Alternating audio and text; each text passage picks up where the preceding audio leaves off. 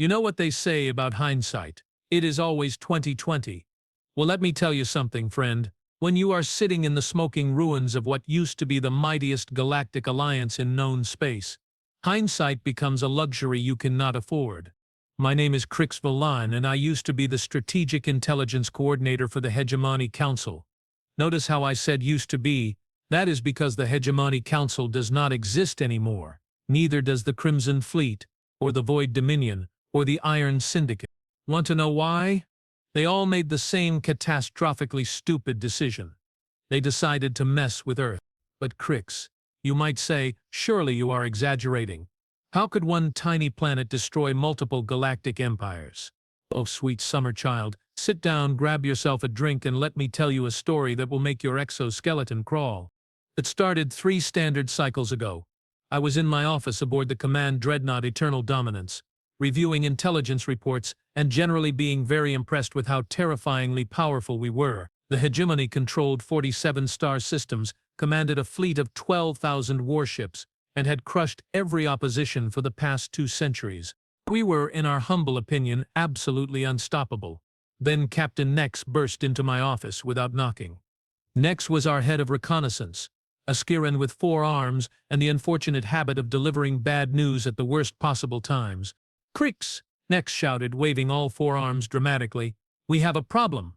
I looked up from my reports with the kind of tired expression reserved for dealing with subordinates who think every minor border skirmish is the end of civilization. "What now, Nex? Did the Outer Rim colonies forget to pay their tribute again?" "No, no, no." Nex slammed a datapad onto my desk so hard it cracked the surface. "This is bigger. Much bigger. We found them." "Found who?" "The humans." I blinked, all 6 of my eyes. "So what now?" Nex activated the holo display, and suddenly my office was filled with swirling star charts and tactical data. The mythical human species, the ones from the old legends, they are real, Krix. They exist. Now, I had heard the stories, of course. Every spacefaring civilization had ancient tales of a bipedal species from a backwater planet called Earth, somewhere in the galactic rim territories. The stories painted them as either primitive savages or cosmic horrors, depending on which drunk smuggler was telling the tale. Most of us assumed they were fiction, like the Tooth Fairy of Proxima or the Great Space Whale of Andromeda. "Nex," I said slowly, "are you telling me that you found a planet full of mythical creatures, and your first instinct was to run back here and report it instead of requesting immediate psychiatric evaluation?" Nex's eye stalks twitched with excitement. "Look at the data, Krix. Look at it." So I looked, and what I saw made my blood run cold. Earth was indeed real. A small blue-green planet orbiting a relatively young star in what we had classified as Sector 77 and 49 null. Population approximately 8 billion.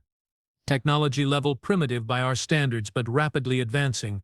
Military capability unknown. And here is where things got interesting. According to our deep space monitors, Earth had been broadcasting electromagnetic signals into space for over a century. Music, entertainment, news broadcasts, military communications. Everything. We had been listening to their radio chatter for decades without realizing it. "Nex," I said, my voice barely above a whisper, "how long have they known about us?" Nex grinned with far too many teeth. "That is the beautiful part, Krix. They do not.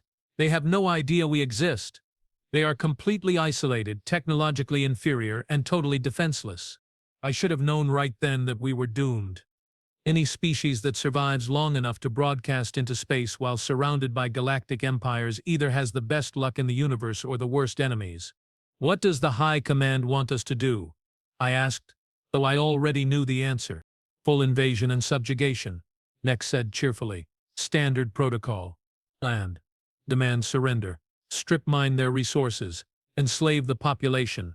High Command estimates it will take maybe 6 months to completely pacify the system." 6 months. I want you to remember that number. Within hours, the entire Hegemony war machine was mobilized. Admiral Cass, our most decorated military commander, was placed in charge of the operation. 5,000 ships. 2 million soldiers. Enough firepower to glass a dozen planets. We called it Operation Final Dawn. Looking back, the name was more prophetic than we realized. The journey to Earth took 2 weeks. During that time, our intelligence division worked around the clock analyzing human broadcasts. What we found was peculiar. Humans, it seemed, spent most of their time either fighting each other or creating elaborate fictional scenarios about fighting aliens. Their entertainment was filled with stories about invasions from space, galactic wars, and brave heroes saving the day.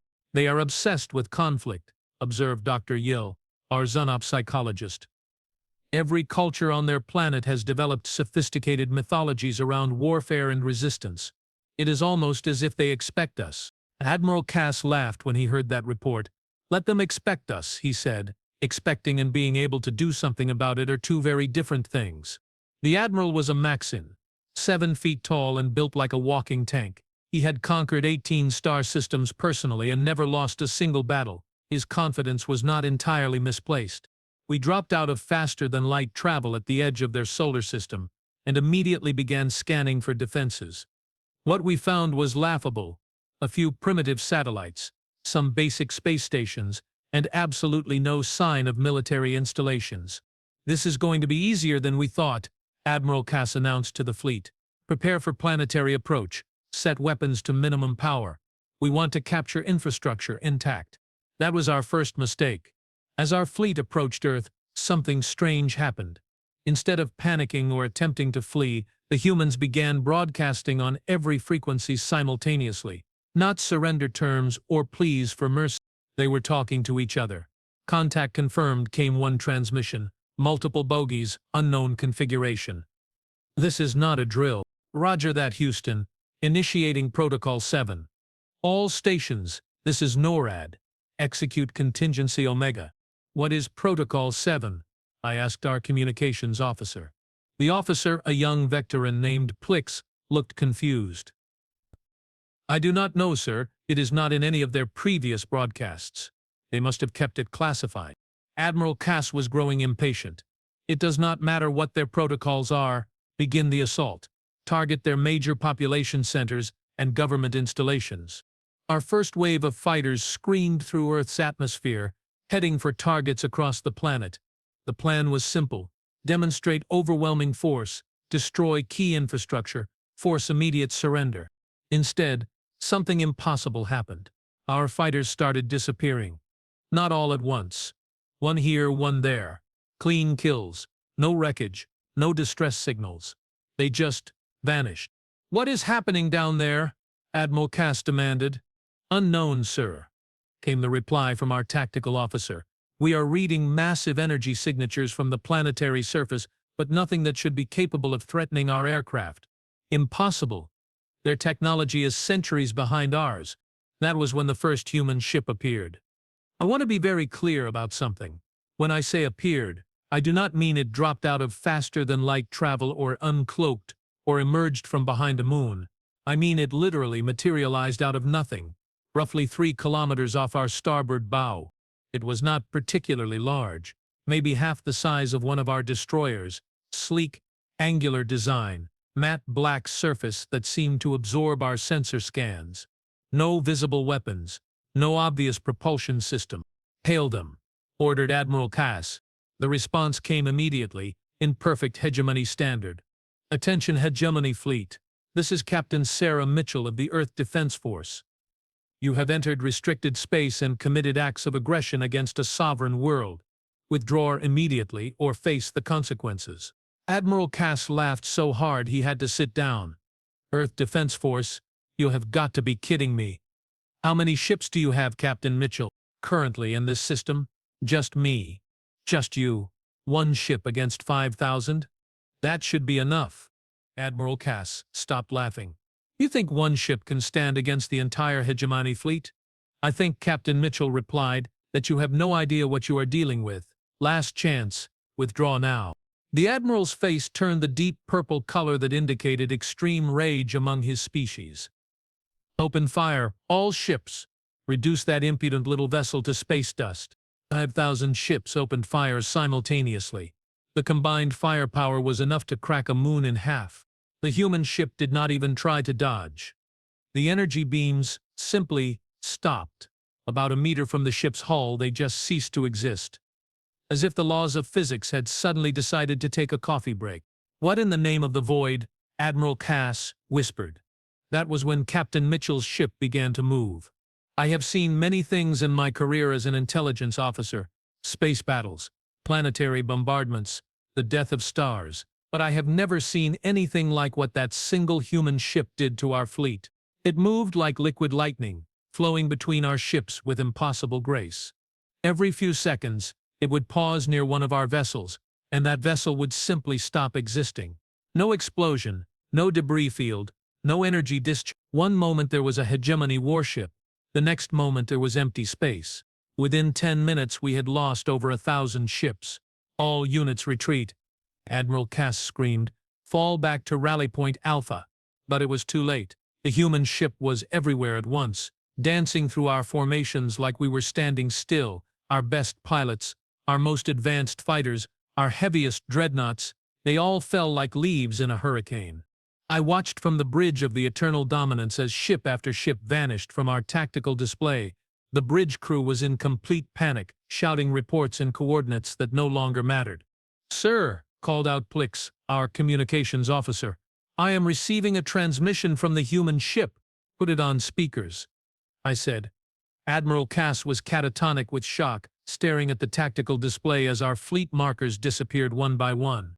Captain Mitchell's voice filled the bridge, calm and conversational. "To the crew of the Hegemony command ship, you have 15 seconds to surrender before I target your vessel." "This is impossible," I shouted back. "What are you? How are you doing this?" "We are human," came the reply. "And you made the mistake of thinking that primitive and harmless are the same thing. But your technology, your civilization, you are barely past nuclear weapons." I could hear the smile in her voice. "That is just what we let you see. Did you really think a species capable of interstellar travel would miss the massive galactic empires having wars in their cosmic backyard for the past few centuries?" My blood turned to ice. You knew about us? We have been watching all of you for a very long time, studying your tactics, your technology, your weaknesses. Did you think those radio signals were accidental? We have been broadcasting bait for decades, waiting to see which empire would be stupid enough to take it." Admiral Cass finally found his voice. "Impossible. If you had such advanced technology, why hide it? Why pretend to be primitive?" "Because," Captain Mitchell said, "sometimes the best way to win a war is to let your enemy think they have already won." 5 seconds. "Wait," I screamed. "We surrender. Full surrender." Too late. The last thing I remember from that day was a flash of brilliant white light, and then nothing. When I woke up I was in a medical bay aboard a human ship. My injuries were completely healed, which was impressive considering that the Eternal Dominance had been vaporized around me. Next to my bed sat a human female in a simple uniform, reading from a data tablet. "Good morning, Krix," she said without looking up. "I am Dr. Amanda Foster. How are you feeling?" I tried to sit up and immediately regretted it. Like I was in a ship that got blown up. "Where am I?" "Aboard the human vessel Prometheus. You are a prisoner of war, though we prefer the term involuntary guest." "How many survivors?" Dr. Foster finally looked at me and I saw something in her eyes that chilled me to the bone. "Pity. From your fleet?" 43,000 out of 2 million. I felt sick. What happened to the others?" "Most were vaporized when their ships were destroyed. Some chose to fight to the death rather than surrender. We saved who we could." "Why?" "Because, despite what you might think, we are not monsters. We do not enjoy killing, we just happen to be very, very good at it when necessary." I lay back against the pillow, trying to process what had happened. "How long have you been watching us? The Hegemony specifically?" "About 30 years. Galactic civilization in general, much longer." "Then why did you not reveal yourselves sooner?" Dr. Foster smiled, but it was not a pleasant expression. "Because we were waiting for you to reveal yourselves first. Every major empire in this galaxy operates on the same principle. Find a weaker civilization, conquer it, strip its resources, move on to the next target. We wanted to see which empire would be arrogant enough to try it with us. And now we know everything we need to know about your military capabilities, your political structure, your economic systems, and your strategic thinking. Information that will be very useful when we deal with the other empires." A cold realization washed over me. Other empires? Oh, yes, Dr. Foster said cheerfully. The Crimson Fleet, the Void Dominion, the Iron Syndicate. They are all going to be very curious about what happened to the mighty Hegemony. And when they come to investigate, she did not need to finish the sentence. You are going to destroy them all, I whispered. Not destroy, liberate. There is a difference. What difference? Dr. Foster stood up and walked to the viewport. Outside, I could see dozens of human ships moving in perfect formation. They looked nothing like the primitive vessels we had expected.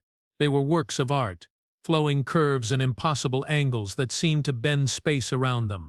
The difference, she said, is that when we are done, their populations will be free, their resources will be protected, and their cultures will be preserved.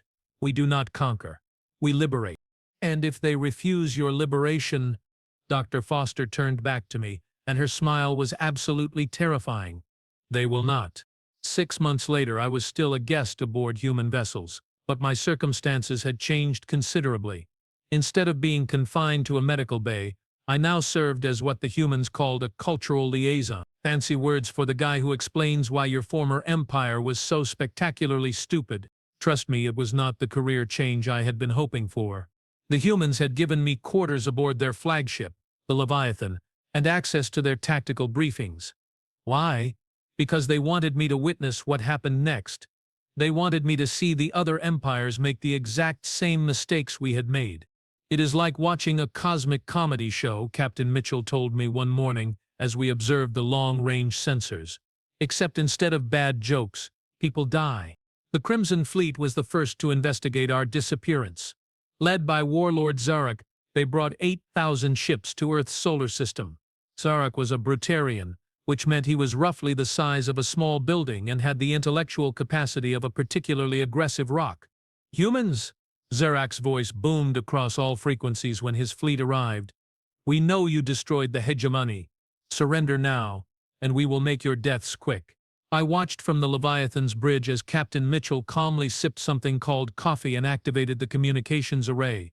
Good morning, Warlord Zarak. This is Captain Mitchell. Before we begin hostilities, I have a question for you. What question, tiny human? How attached are you to your fleet? Zarak's laughter shook his entire ship. Very funny. Prepare to die. What happened next was different from our encounter, but equally devastating. Instead of engaging the Crimson Fleet directly, the humans did something unexpected. They hacked their ships. Every single vessel in Zarak's fleet simultaneously turned its weapons on its neighbors. Within minutes, the Crimson Fleet was destroying itself while Zarak screamed helplessly at his malfunctioning controls. How? I asked Captain Mitchell as we watched 8,000 ships tear each other apart. Brutarians are excellent warriors, she replied, but terrible programmers. Their security systems have more holes than Swiss cheese. We have been inside their networks for years. When the self-destruction was complete, only Zarak's flagship remained. The humans transported him aboard the Leviathan, where he spent 20 minutes ranting about honor and combat before finally asking the obvious question. How did you do this? How did you turn our own ships against us? Simple, Captain Mitchell said. We studied your technology, found its weaknesses, and prepared countermeasures, just like we did with the Hegemony. Impossible. The Crimson Fleet has the most advanced cyber warfare division in the galaxy. Dr. Foster, who had joined us for the interrogation, pulled up a holographic display. Actually, you have the most advanced cyber warfare division from 50 years ago. Your technology stopped evolving the moment you decided you were unbeatable. She was right, of course. The Crimson Fleet, like most galactic empires, had grown complacent. They conquered primitive worlds, absorbed their resources, and assumed their technological superiority would last forever. The humans, meanwhile, had been quietly revolutionizing everything. Where did you get this technology? Zarak demanded. Who helped you? Captain Mitchell smiled. Nobody helped us. We developed it ourselves. In what, a few decades? Impossible. Warlord Zarak, Dr. Foster said gently, do you know what humans do when we are not fighting wars? Cower in fear. We innovate. We create. We solve problems. While your empire spent the last century perfecting ways to kill people, we spent it perfecting ways to kill problems. Turns out the skills transfer quite well. The Void Dominion was next.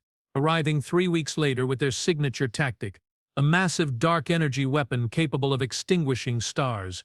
Their leader, High Void Caller Nethys, did not bother with threats or demands. She simply announced her intention to destroy Earth's sun and waited for the humans to panic. Instead, Captain Mitchell invited her aboard the Leviathan for tea. "You must be joking," Nethys said when she received the invitation. "Not at all," came the reply. "We have some excellent Earl Grey, and I think you will find our conversation illuminating. I will destroy your star." "With what?" There was a long pause. "What do you mean? With what?" "With my void cannon, obviously. Check your sensors again." Another pause, much longer this time. When Nethys spoke again, her voice had lost its confidence. Where is my void cannon?" "Currently being dismantled by our engineering teams." Fascinating technology, by the way. Very impressive for something designed 300 years ago. I was beginning to see a pattern. The humans did not just study their enemy's military capabilities, they studied everything. Every ship design, every weapon system, every tactical doctrine. By the time these empires arrived at Earth, the humans already knew exactly how to defeat them. Nethys did come aboard for tea, if only because her alternative was watching her fleet get picked apart piece by piece. She was a tall, ethereal being who seemed to be made of shadows and starlight. Under normal circumstances, she would have been quite intimidating. These were not normal circumstances. "How long?" she asked as Dr. Foster served refreshments in the ship's conference room. "How long what?" Captain Mitchell replied. "How long have you been watching us?" "The Void Dominion?" "About 40 years. You were actually the first empire we detected. That whole ruling from the shadows thing makes you stand out on our sensors." Nethys accepted a cup of tea with hands that shook slightly. 40 years. You have been spying on us for 40 years. Spying is such an ugly word. We prefer aggressive market research. And the others? The Hegemony? The Crimson Fleet? All of them. Every major empire, every minor kingdom, every pirate fleet stupid enough to broadcast their location, we have been watching and learning for the better part of a century. I felt sick. A century. The humans had been observing galactic civilization for a full century, learning our strengths, our weaknesses, our fears and ambitions. We had been insects under a microscope, never realizing we were being studied. "Why?" Nethys whispered. "Why reveal yourselves now?" Dr. Foster leaned forward. "Because we decided it was time to end the cycle." "What cycle?" "The cycle of empire," Captain Mitchell said. "Conquest, exploitation, collapse, repeat. It has been going on for millennia, and it needs to stop. You cannot simply decide to end galactic politics. Watch us." The Iron Syndicate lasted exactly 17 minutes. They arrived with their usual bluster about industrial superiority and manufacturing might. Their leader, Director Corvus, brought 12,000 ships and enough automated factories to strip mine a solar system. The humans destroyed them with a computer virus. Not their ships, their entire economic system. Every automated factory, every resource extractor, every trade algorithm suddenly began producing flowers. Literally. Billions and billions of flowers in every conceivable variety shipped to every corner of Iron Syndicate space. "Our economy," Director Corvus wailed as reports flooded in. "Our infrastructure. Everything is making flowers. Consider it a gift," Captain Mitchell said. "Your people have been living in industrial wastelands for centuries. We thought they might enjoy seeing something beautiful for a change. But our productivity, our efficiency, our profit margins will recover. Eventually, after your population has had time to remember what clean air smells like." The beauty of it was diabolical. The humans had not destroyed the Iron Syndicate's infrastructure. They had repurposed it. Every mining ship was now planting gardens. Every weapons factory was producing art supplies.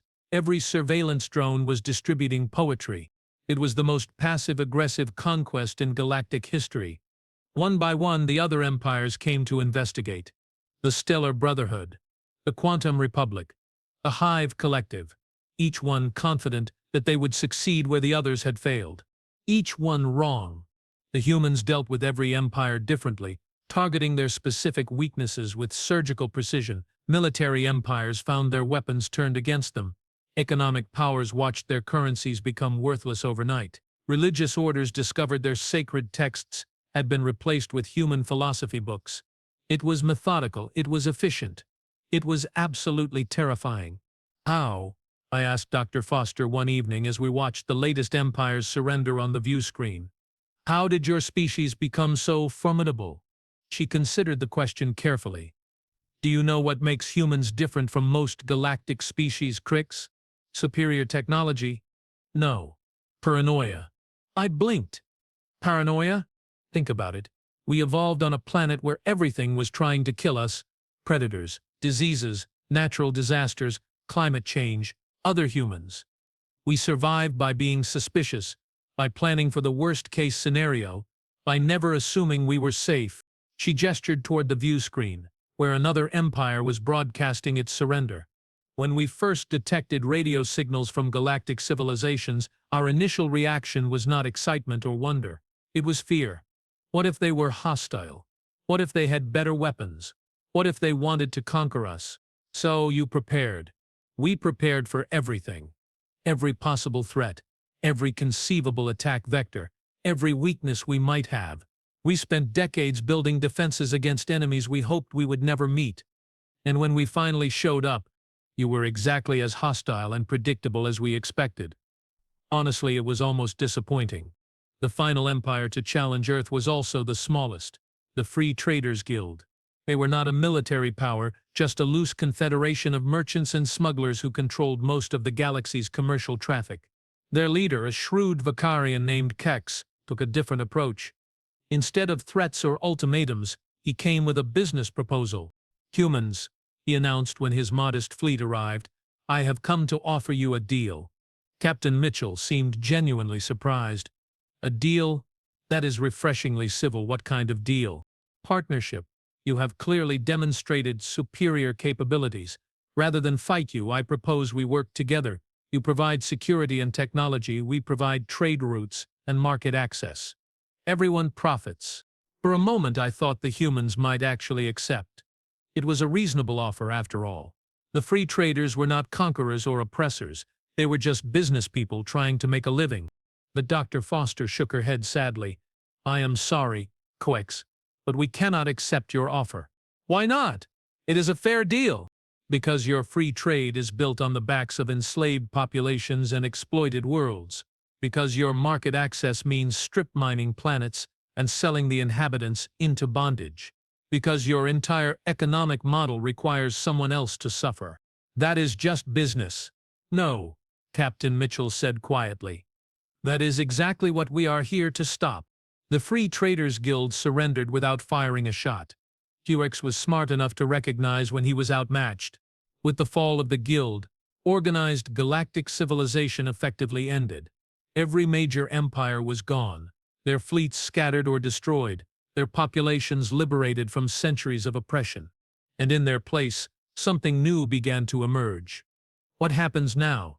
I asked Captain Mitchell as we observed the first interspecies peace conference in galactic history. Representatives from hundreds of worlds were gathering to discuss cooperation, mutual aid, and genuine democracy. Now, she said, we try something that has never been attempted before in this galaxy. What? Civilization without conquest, progress without exploitation, peace without submission. You think it will work?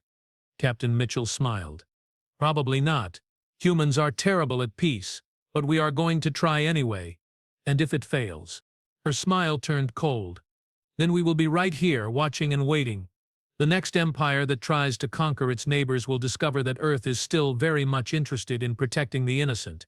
I spent the next few months helping to establish the new galactic government, a democratic federation based on mutual cooperation rather than military dominance. It was chaotic, inefficient, and absolutely nothing like the ordered hierarchies we were used to. It was also the first time in galactic history that civilizations were working together instead of trying to destroy each other. The humans, meanwhile, remained largely in the background. They provided technology advice and protection when needed, but they refused to take leadership roles in the new government. Why? I asked Dr. Foster during one of our regular meetings. You could rule the galaxy easily. Why settle for being advisors? Because, she said, we learned a long time ago that the only way to truly win a war is to make sure there are no more wars to fight. And you think this will work?